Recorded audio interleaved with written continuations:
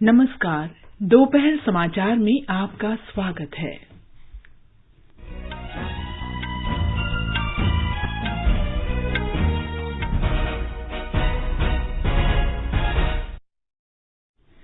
राष्ट्रपति द्रौपदी मुर्मू आज दोपहर बाद लंदन में महारानी एलिजाबेथ द्वितीय के अंतिम संस्कार में भाग लेंगी। उच्चतम न्यायालय की संविधान पीठ ने व्यवस्था दी, सर्वसम्मत से दिए गए फैसले की जगह बड़ी पीठ का बहुमत के आधार पर निर्णय ही मान्य। स्वास्थ्य मंत्री डॉ मनसुख मांडविया ने कहा, प्रधानमंत्री के नेतृत्व में सरकारी सहायता से चलाए जा रहे स्वास्थ्य बीमा में उल्लेखनीय वृद्धि हुई। कृषि मंत्री नरेंद्र सिंह तोमर ने अनाज की बढ़ती मांग पूरी करने के लिए फसल विविधीकरण के महत्व पर बल दिया। रक्षा मंत्री राजनाथ सिंह काहिरा में मिस्र के रक्षा मंत्री के साथ रक्षा संबंधों की समीक्षा करेंगे। केंद्रीय मंत्री डॉ जितेंद्र सिंह अमेरिका के पिट्सबर्ग में वैश्विक स्वच्छ ऊर्जा कार्रवाई मंच की बैठक में भारतीय शिष्टमंडल का नेतृत्व करेंगे। राष्ट्रपति जो बाइडेन ने कहा, ताइवान पर चीन ने हमला किया तो अमेरिकी सेना जवाब देगी। किर्गिस्तान और ताजिकिस्तान के बीच सीमा संघर्ष में 94 लोग मारे गए। और जापान में चक्रवाती तूफान नानमाडोल कागोशिमा शहर के तट से टकराया। आंधी और मूसलाधार बारिश के कारण लोगों को सुरक्षित स्थानों पर जाने की चेतावनी जारी।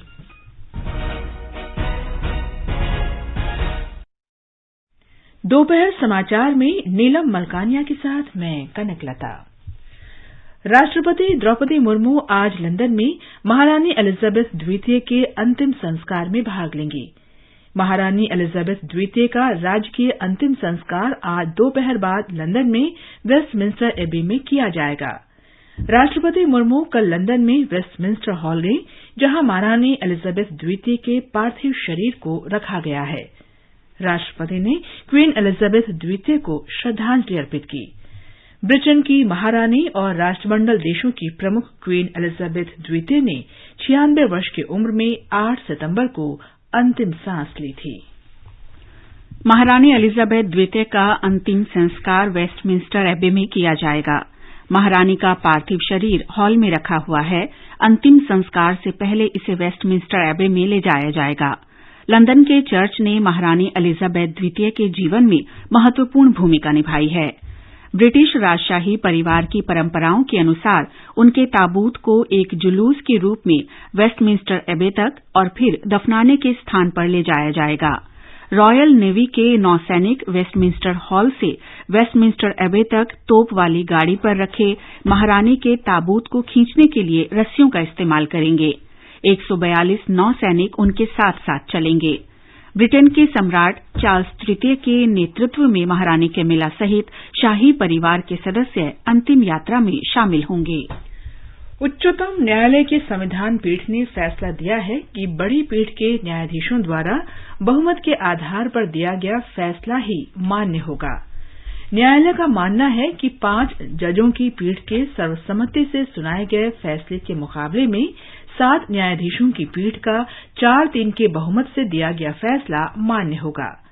शीर्ष न्यायालय की न्यायमूर्ति इंदिरा बनर्जी, हेमंत गुप्ता, सूर्यकांत, MM सुंदरेश और सुधांशु धुलिया की संविधान पीठ ने त्रिमूर्ति फ्रेग्नेंसेस प्राइवेट लिमिटेड मामले में ये फैसला सुनाया। उच्चतम न्यायालय ने जम्मू कश्मीर में कश्मीरी पंडितों के पलायन और उनकी हत्याओं की जांच विशेष जांच दल से करवाए जाने की मांग वाली याचिका पर सुनवाई करने से इनकार कर दिया है। ये याचिका आशुतोष तापलू ने दायर की थी। उनके पिता टीकालाल तापलू की 33 साल पहले Jammu Kashmir liberation front JKLF के आतंकवादियों ने हत्या की थी। 1989 में श्री तापलू की हत्या के बाद घाटी से कश्मीरी पंडितों का पलायन शुरू हुआ था। उनकी हत्या के बाद कश्मीरी पंडितों के कई नेताओं और कार्यकर्ताओं की भी निशाना बनाकर हत्या कर दी गई थी। शीर्ष न्यायालय ने याचिकाकर्ता को याचिका वापस लेने की अनुमति दे दी है और मौजूदा कानूनों के अंतर्गत सुधारात्मक उपाय का विकल्प अपनाने को कहा है। ये समाचार हमारी वेबसाइट newsonair.com/hindi और हमारे mobile app news on AIR पर भी उपलब्ध हैं। सुनो ना, हाँ? सोच रहा हूँ अपना बिजनेस क्यों न बढ़ा लूं। तो रोका किसने है? हाँ? रोका तो किसी ने नहीं, पर समझ नहीं आ रहा कि मदद किससे मांगूं। मुझसे। तुमसे? तो अच्छा बताओ फिर। आकाशवाणी है ना, मैंने सुना है उसका नेटवर्क देश भर में फैला है। पर उससे मेरा क्या फायदा? देखो, फायदा है, जिस शहर में चाहो विज्ञापन की मदद से उपभोक्ताओं तक पहुंच जाओ।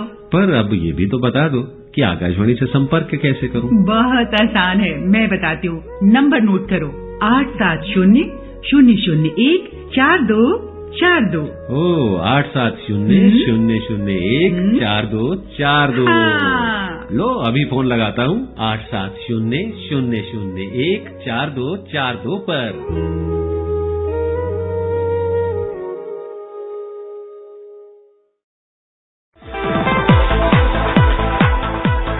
न्यू इंडिया समाचार, नए भारत का संकल्प, सबका साथ, सबका विकास, सबका विश्वास और सबका प्रयास। समाज में गरीब और कमजोर तबकों के लिए सरकार की चल रही कल्याणकारी योजनाओं और कार्यक्रमों से जुड़ी जानकारी पाएं। सरकार के इन कदमों के बारे में जानें और लाभ उठाएं। आकाशवाणी पर अब सुनिए जन कल्याण के सरोकार दोपहर 3 बजे से हर शनिवार। सुनिए न्यू इंडिया समाचार आकाशवाणी के साथ।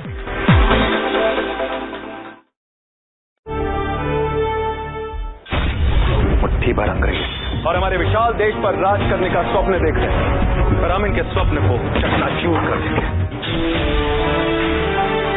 निकल पड़े स्वाधीनता के पथ भाले, स्वतंत्रता संग्राम की सुनी अनसुनी कहानियों के साथ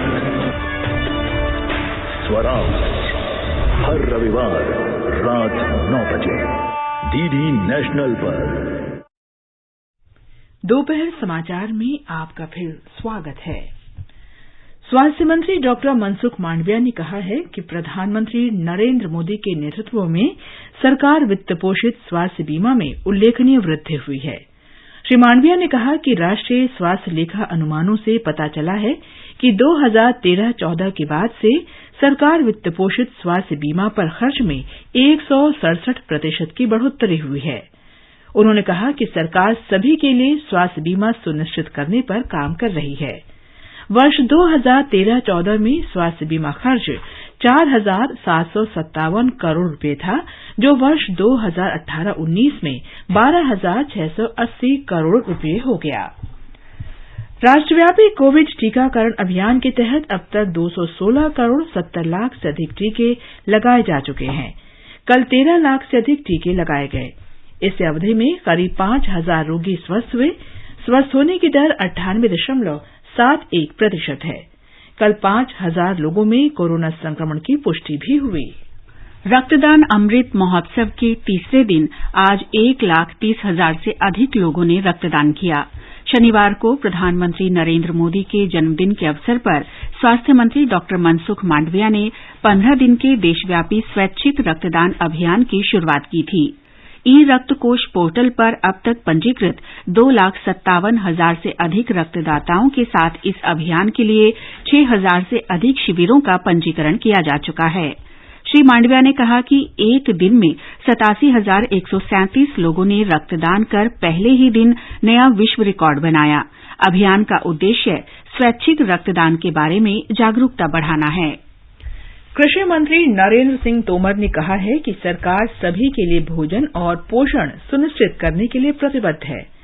आज नई दिल्ली में खाद्य और कृषि के लिए वनस्पति आनुवंशिक संसाधनों की अंतर्राष्ट्रीय संधि के शासकीय निकाय के 9वें सत्र को संबोधित करते हुए श्री तोमर ने कहा कि इस संधि का मुख्य उद्देश्य फसल विविधीकरण में किसानों और स्थानीय समुदाय को मान्यता देना है। इस अवसर पर उन्होंने खाद्य सुरक्षा सुनिश्चित करने में किसानों के योगदान का भी उल्लेख किया। कोविड महामारी ने हमें काफी कुछ सबक सिखाए। भोजन की उपलब्धता और पहुंच स्थिरता सर्वोपरि है। भारत नागरिकों के लिए खाद्य एवं पोषण सुरक्षा सुनिश्चित करने के प्रति हमेशा प्रतिबद्ध रहा है और आगे भी रहेगा। जनसंख्या बढ़ रही है, कृषि योग्य भूमि घट रही है, पानी की उपलब्धता भी कम होती जा रही है और इसके कारण जलवायु परिवर्तन, जैविक और अजैविक दबाव से उत्पादन भी प्रभावित हो रहा है।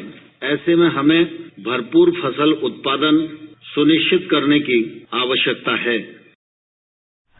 कृषि मंत्री ने कार्यक्रम के दौरान जलवायु के अनुकूल फसल की किस्मों को विकसित करने पर जोर दिया। इस संधि को सभी फसल आनुवंशिक संसाधनों तक पहुंच और विनिमय का समर्थन करना चाहिए। मैं आपसे कम उपयोग की जाने वाली संबंधित फसलों के साथ ही समय रहते संरक्षण और उपयोग पर जोर देने का आग्रह करता हूं। जलवायु अनुरूप पोषण सुरक्षा के लिए हमारा संघर्ष आपके निर्णय और कार्यों पर बहुत अधिक निर्भर करता है। 6 दिवसीय इस कार्यक्रम में कई देशों के प्रमुख वैज्ञानिक, विशेषज्ञ और प्रतिनिधि भाग ले रहे हैं। और अब आगे बढ़ने से पहले मुख्य समाचारों पर एक नजर। राष्ट्रपति द्रौपदी मुर्मू आज दोपहर बाद लंदन में महारानी एलिजाबेथ द्वितीय के अंतिम संस्कार में भाग लेंगी। उच्चतम न्यायालय की संविधान पीठ ने व्यवस्था दी, सर्वसम्मति से दिए गए फैसले की जगह बड़ी पीठ का बहुमत के आधार पर निर्णय ही मान्य। स्वास्थ्य मंत्री डॉ मनसुख मांडविया ने कहा, प्रधानमंत्री के नेतृत्व में सरकारी सहायता से चलाए जा रहे स्वास्थ्य बीमा में उल्लेखनीय वृद्धि हुई। कृषि मंत्री नरेंद्र सिंह तोमर ने अनाज की बढ़ती मांग पूरी करने के लिए फसल विविधीकरण के महत्व पर बल दिया। रक्षा मंत्री राजनाथ सिंह काहिरा में मिस्र के रक्षा मंत्री के साथ रक्षा संबंधों की समीक्षा करेंगे।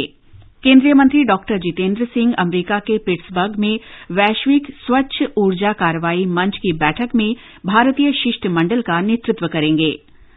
राष्ट्रपति जो बाइडेन ने कहा, ताइवान पर चीन ने हमला किया तो अमेरिका उसका बचाव करेगा। किर्गिस्तान और ताजिकिस्तान के बीच सीमा संघर्ष में 94 लोग मारे गए।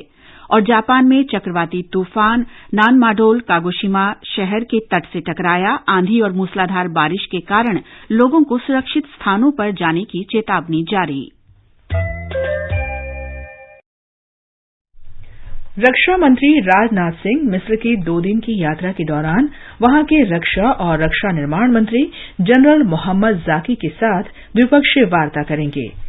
दोनों मंत्री द्विपक्षीय रक्षा संबंधों की समीक्षा करेंगे और सैन्य संबंधों को मजबूत बनाने की नई पहल की संभावनाओं का पता लगाएंगे। वे दोनों देशों के रक्षा उद्योगों के बीच सहयोग बढ़ाने पर ध्यान केंद्रित करेंगे। दोनों मंत्री भारत और मिस्र के बीच रक्षा सहयोग बढ़ाने के लिए एक समझौता ज्ञापन पर हस्ताक्षर करेंगे। श्री सिंह मिस्र के राष्ट्रपति अब्देल फतह अल सीसी से भी भेंट करेंगे।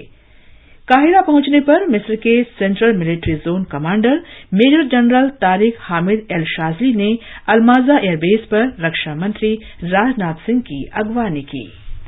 केंद्रीय मंत्री डॉ जितेंद्र सिंह ने कहा है कि वैश्विक स्वच्छ ऊर्जा कार्रवाई मंच ने भारत को प्रधानमंत्री नरेंद्र मोदी की परिकल्पना को दुनिया के समक्ष रखने का अवसर दिया है। अमेरिका की यात्रा पर रवाना होने से पहले पत्रकारों से बातचीत में डॉ सिंह ने कहा कि ये मंच सभी हितधारकों को एकजुट करेगा और स्वच्छ ऊर्जा की चिंताओं से जुड़े मुद्दों को हल करने में भारत अग्रणी भूमिका निभाएगा। डॉ जितेंद्र सिंह मंत्रियों और उच्चाधिकारियों के प्रतिनिधि मंडल का नेतृत्व कर रहे हैं। उन्होंने कहा कि वे मंच के संपूर्ण सत्र और गोलमेज वार्ताओं के लिए उत्सुक हैं। स्वच्छ ऊर्जा मंत्रिस्तरीय सम्मेलन CEM 13 और नवाचार मिशन MI7 का आयोजन इस महीने की 21 से 23 तारीख तक अमेरिका के पिट्सबर्ग में किया जाएगा। इस कार्यक्रम में 30 से अधिक देशों के स्वच्छ ऊर्जा विशेषज्ञ और अन्य हितधारक हिस्सा लेंगे। इसका लक्ष्य स्वच्छ ऊर्जा नवाचार और उसके इस्तेमाल में तेजी लाने के उपायों पर विचार किया जाना है। विदेश मंत्री एस जयशंकर न्यूयॉर्क यात्रा के पहले चरण में संयुक्त राष्ट्र महासभा में उच्च स्तरीय सत्र के दौरान भारतीय शिष्टमंडल का नेतृत्व करेंगे। वे संयुक्त राष्ट्र महासभा के 77वें सत्र में भाग लेने के लिए कल रात न्यूयॉर्क पहुंचे। सत्र का विषय है अनूठा महत्वपूर्ण क्षण, सामूहिक चुनौतियों के लिए परिवर्तनकारी समाधान। संशोधित बहुपक्षवाद के प्रति भारत की सशक्त प्रतिबद्धता के अनुरूप विदेश मंत्री भारत, ब्राजील, जापान और जर्मनी की G4 मंत्रिस्तरीय बैठक की मेजबानी करेंगे। वे बहुपक्षवाद और संयुक्त राष्ट्र सुरक्षा परिषद के व्यापक सुधार हासिल करने पर L69 समूह की उच्च स्तरीय बैठक में भाग लेंगे। L69 समूह में एशिया, अफ्रीका, लैटिन अमेरिका, कैरिबियाई और छोटे द्वीप समूह के विकासशील देश शामिल हैं जो संयुक्त राष्ट्र सुरक्षा परिषद के सुधारों पर ध्यान देते हैं। एक रिपोर्ट। आजादी का अमृत महोत्सव मनाने और प्रदर्शित करने के लिए विदेश मंत्री 24 सितंबर को एक विशेष कार्यक्रम India at 75 showcasing India UN partnership in action को संबोधित करेंगे। ये आयोजन भारत की विकास यात्रा और दक्षिण दक्षिण सहयोग में इसके योगदान को प्रदर्शित करेगा। विदेश मंत्री क्वाड, IBSA, ब्रिक्स और अन्य बहुपक्षीय और त्रिपक्षीय बैठकों में भी भाग लेंगे। उनकी G20 और संयुक्त राष्ट्र सुरक्षा परिषद के विदेश मंत्रियों के साथ द्विपक्षीय बैठकें भी होंगी। वे 24 सितंबर को 77वें उच्च स्तरीय सत्र संयुक्त राष्ट्र महासभा को भी संबोधित करेंगे। सुपर्णा सैकिया की रिपोर्ट के साथ समाचार कक्ष से अलका सिंह। अमरीकी राष्ट्रपति जो बाइडेन ने कहा है कि अगर चीन ने ताइवान पर हमला किया तो अमरीकी सेना उसका बचाव करेगी। एक समाचार एजेंसी के साथ साक्षात्कार में श्री बाइडेन ने कहा कि अमरीका ताइवान की स्वतंत्रता का समर्थन नहीं करता, बल्कि वो वन चाइना नीति का समर्थन करता है। इस बीच व्हाइट हाउस के अधिकारियों का कहना है कि ताइवान के प्रति अमरीका की नीति में कोई बदलाव नहीं हुआ है। अमरीकी संसद की अध्यक्ष नैन्सी पेलोसी के पिछले महीने ताइवान में ताइपे की यात्रा के बाद चीन और अमरीका के बीच तनाव बढ़ गया है। किर्गिस्तान ताजिकिस्तान सीमा पर झड़प में 94 लोग मारे गए हैं और 100 से अधिक घायल हुए हैं। किर्गिस्तान ने रविवार को बताया कि 13 और लोगों की मौत के साथ ही उसके कुल 59 लोग मारे गए हैं। उधर ताजिकिस्तान ने भी कहा है कि उसके 35 नागरिक मारे गए हैं और 20 घायल हुए हैं। दोनों मध्य एशियाई देशों के बीच बुधवार को लड़ाई हुई थी। इसके बाद शुक्रवार को दोनों देशों के बीच संघर्ष विराम के लिए सहमति बनी थी। दोनों देशों ने इन झड़प में टैंकों, मोर्टारों, रॉकेट, तोप और ड्रोन का इस्तेमाल किए जाने का आरोप लगाया था। जापान में नन्माडोल तूफान के कारण दक्षिण पश्चिम इलाकों में रहने वाले लोगों को सुरक्षित स्थानों पर जाने की चेतावनी दी गई है। तूफान की वजह से पूरी रात तेज हवाओं के साथ अत्यधिक वर्षा हुई और कई स्थानों पर भूस्खलन भी हुए हैं। शक्तिशाली तूफान रविवार शाम को कागोशिमा प्रांत में दस्तक देने के बाद थोड़ा कमजोर पड़ने लगा है। जापान के राष्ट्रीय प्रसारक NHK ने खबर दी है कि क्यूशू द्वीप से गुजरने पर एक व्यक्ति की मृत्यु हो गई और 50 अन्य लोग घायल हो गए। सरकारी तौर पर तूफान से मरने वालों और घायल होने वालों की संख्या की पुष्टि नहीं की गई है। सरकारी सूत्रों ने कहा है कि प्रधानमंत्री फुमियो किशिदा को आज संयुक्त राष्ट्र महासभा में भाग लेने के लिए जाना था, लेकिन तूफान से हुए नुकसान का जायजा लेने के लिए वो रुक गए हैं और अब एक दिन बाद जाएंगे। ये समाचार आकाशवाणी से प्रसारित किए जा रहे हैं। ताजा समाचार जानने के लिए आप हमारे Twitter handle @AIR News Hindi को फॉलो कर सकते हैं। क्या आप वरिष्ठ नागरिक हैं? क्या आपके मन में सेहत, आर्थिक, सामाजिक या भावनात्मक मुद्दों से जुड़ा कोई सवाल है? आकाशवाणी आपके लिए लेकर आया है कार्यक्रम एक कदम और बुजुर्गों के लिए, हर रविवार रात 9:30 बजे FM गोल्ड पर। आप अपने सवाल हमें व्हाट्सएप नंबर 9289094044 पर भेज सकते हैं या इस पते पर ईमेल कर सकते हैं एक कदम और AIRnews@gmail.com।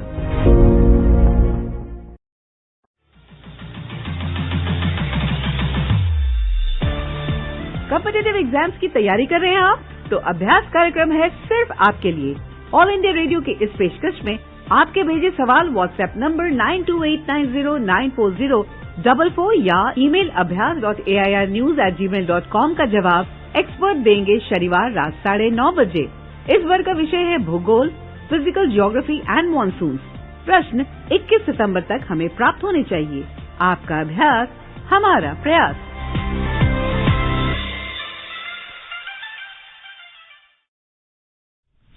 ये आकाशवाणी है। भारत का सबसे बड़ा लोक सेवा प्रसारक आकाशवाणी देश की स्वाधीनता के बाद पिछले 75 वर्षों से करोड़ों लोगों तक सूचना और समाचार पहुंचा रहा है। आकाशवाणी समाचार आजाद भारत की बात आकाशवाणी के साथ श्रृंखला में स्वतंत्रता के 75 वर्ष पूरे होने का उत्सव मना रहा है।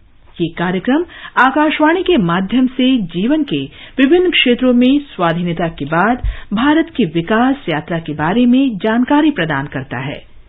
आज की कड़ी में हम आपके लिए भारत के पूर्वोत्तर क्षेत्र की विकास यात्रा की कहानी लाए हैं।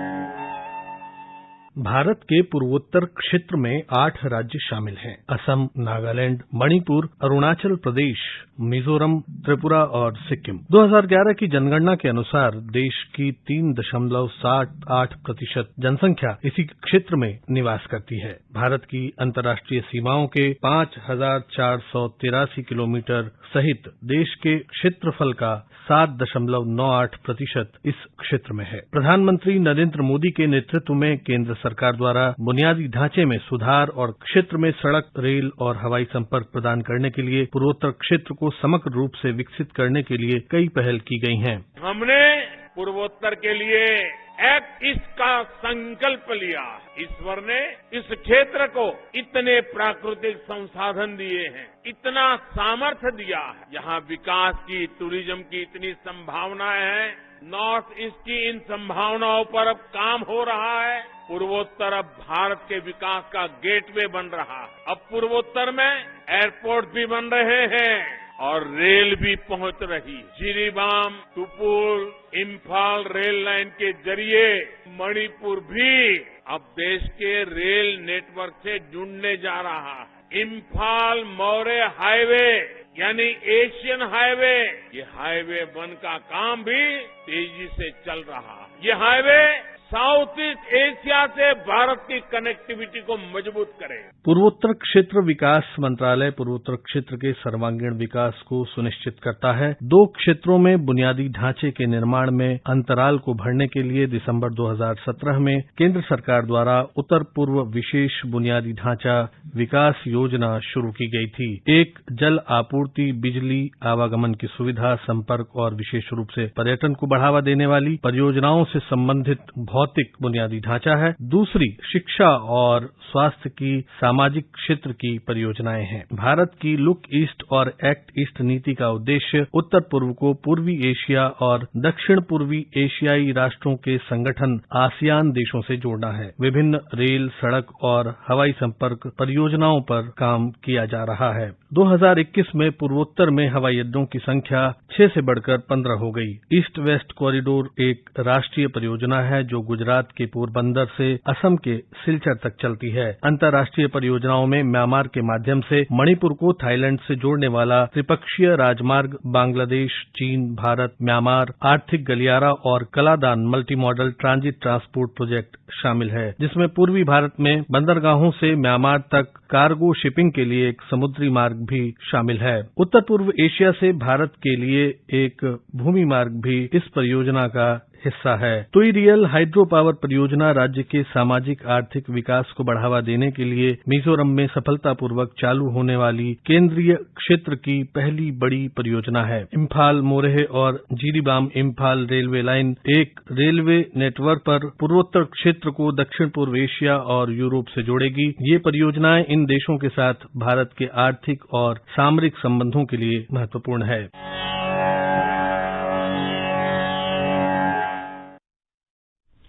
आजाद भारत की बात आकाशवाणी के साथ कार्यक्रम को Twitter @AIR news alerts, YouTube channel news on AIR official, news on AIR app, Facebook और इंस्टाग्राम पर सुना जा सकता है।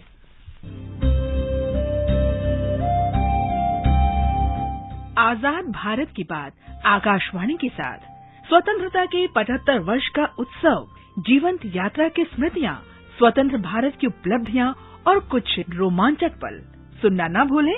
आकाशवाणी के FM गोल्ड चैनल 100.1 मेगाहर्ट्ज और दूसरे चैनलों पर 15 अगस्त से प्रतिदिन प्रसारित श्रृंखला आजाद भारत की बात आकाशवाणी के साथ।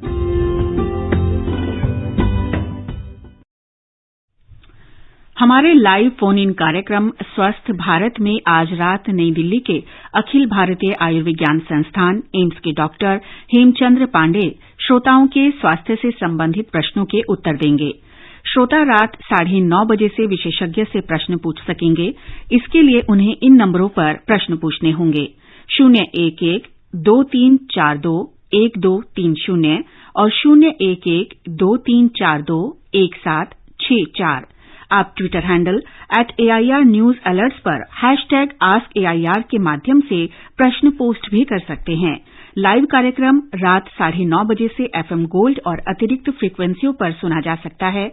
ये कार्यक्रम हमारी वेबसाइट newsonair.gov.in और हमारे YouTube channel news on AIR official पर भी उपलब्ध रहेगा।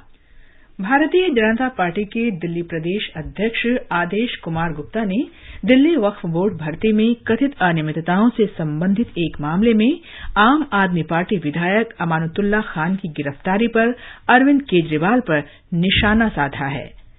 आज नई दिल्ली में मीडिया को संबोधित करते हुए उन्होंने आरोप लगाया कि आम आदमी पार्टी केवल भ्रष्ट लोगों को ही विधायक बनाती है। जो लोग शिक्षा व्यवस्था के परिवर्तन की बात करते थे, उस आम आदमी पार्टी के MLA के द्वारा वक्फ बोर्ड की जमीन पर चलाए जा रहे प्राइमरी स्कूल को बंद कर देना, फिर दुकानों को लाखों रुपए लेकर अपने पर्सनल व्यक्तिगत और राजनीतिक रसूख के लिए इस्तेमाल करना, ये सब ये दर्शा रहा है कि आम आदमी पार्टी सत्ता में आने के पहले उनका चरित्र कुछ और था, सत्ता में आने के बाद उनका चाल चरित्र चेहरा बदल गया है। आज का संस्कृति संदेश समर्पित है प्रमुख कवि कुंवर नारायण को।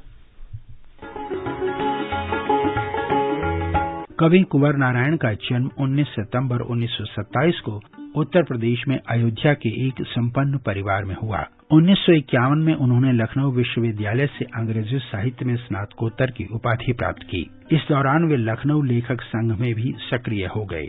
वहीं उनके सहपाठी रघुवीर सहाय ने उनका परिचय अज्ञेय की कविताओं से कराया। अज्ञेय की कविताएं पढ़कर वे हिंदी में कवि कर्म की ओर अग्रसर हुए। 1955 में कुंवर नारायण पोलैंड, चेकोस्लोवाकिया, रूस, चीन आदि देशों की यात्रा पर गए, जहां उन्हें वारसा में नाजिम, हिकमत, एंटन, स्वामिनिस्की, पाब्लो नेरूदा जैसे कवियों से मिलने का अवसर मिला। 1956 में कुंवर नारायण का पहला कविता संग्रह चक्रव्यूह प्रकाशित हुआ, जबकि 1959 में उन्हें अज्ञेय के संपादन में प्रकाशित तीसरा सप्तक में शामिल किया गया। वे उन हिंदी के कुछ गिने चुने लेखकों में से थे जिन्होंने फिल्म समीक्षा पर कार्य किया। 1995 में उन्हें साहित्य अकादमी पुरस्कार और 2008 में ज्ञानपीठ पुरस्कार से सम्मानित किया गया। इसके अलावा 2009 में भारत सरकार ने उन्हें पद्म भूषण सम्मान देकर अलंकृत किया। कुंवर नारायण तो नहीं रहे, लेकिन उनकी कविताएं लोगों के दिलों में सदा जीवित रहेंगी। और अब एक नजर आज के मौसम पर। राष्ट्रीय राजधानी दिल्ली और चेन्नई में आंशिक रूप से बादल छाए रहेंगे। चेन्नई में हल्की बारिश या आंधी आ सकती है। मुंबई और कोलकाता में आमतौर पर बादल छाए रहेंगे और 1 या 2 बार बारिश या गरज के साथ छींटे पड़ने का अनुमान है। जम्मू, श्रीनगर, लेह, गिलगित और मुजफ्फराबाद में आसमान साफ रहेगा। पूर्वोत्तर में गंगटोक, ईटानगर, आइजोल, कोहिमा, गुवाहाटी, अगरतला और शिलांग में बादल छाए रहेंगे। अंत में मुख्य समाचार एक बार फिर। राष्ट्रपति द्रौपदी मुर्मू आज दोपहर बाद लंदन में महारानी एलिजाबेथ द्वितीय के अंतिम संस्कार में भाग लेंगी। उच्चतम न्यायालय की संविधान पीठ ने व्यवस्था दी, सर्वसम्मति से दिए गए फैसले की जगह बड़ी पीठ का बहुमत के आधार पर निर्णय ही मान्य। स्वास्थ्य मंत्री डॉक्टर मनसुख मांडविया ने कहा, प्रधानमंत्री के नेतृत्व में सरकारी सहायता से चलाए जा रहे स्वास्थ्य बीमा में उल्लेखनीय वृद्धि हुई। कृषि मंत्री नरेंद्र सिंह तोमर ने अनाज की बढ़ती मांग पूरी करने के लिए फसल विविधीकरण के महत्व पर बल दिया। रक्षा मंत्री राजनाथ सिंह काहिरा में मिस्र के रक्षा मंत्री के साथ रक्षा संबंधों की समीक्षा करेंगे। केंद्रीय मंत्री डॉक्टर जितेंद्र सिंह अमेरिका के पिट्सबर्ग में वैश्विक स्वच्छ ऊर्जा कार्रवाई मंच की बैठक में भारतीय शिष्टमंडल का नेतृत्व करेंगे। राष्ट्रपति जो बाइडेन ने कहा, ताइवान पर चीन ने हमला किया तो अमेरिका उसका बचाव करेगा। किर्गिस्तान और ताजिकिस्तान के बीच सीमा संघर्ष में 94 लोग मारे गए।